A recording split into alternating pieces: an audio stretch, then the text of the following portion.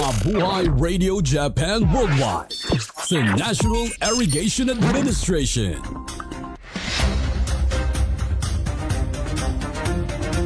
Ni Administrator Engineer Eddie Guillen binigyang halaga ang kanyang pagbisita sa Balog-Balog Multipurpose Project. Git ni Admin Eddie Guillen sa kanyang mensahe ang kahalagaan ng Balog-Balog Multipurpose Project Phase 2 kasabay ng kanilang pagdaraos ng board meeting at dialogo sa bahagi ng San Jose Tarlac.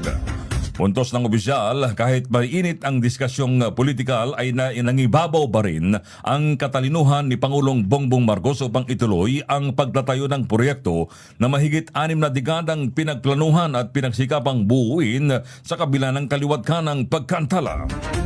Hindi lang umano pangsakahan ang magiging papel ng BBMP ayon pa kay Guillen, vertical na flood control facility, hydropower generator at aquaculture facility dahil na mga itatayong reservoir.